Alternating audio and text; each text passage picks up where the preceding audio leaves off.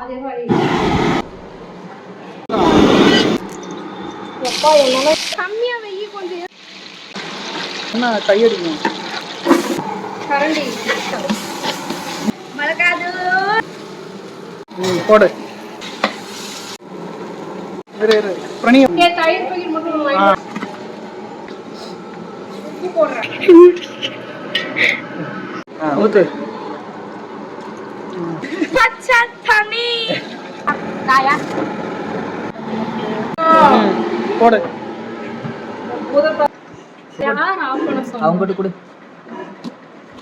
மட்டும் போடுறதா எல்லாத்தையும் போட்டுமா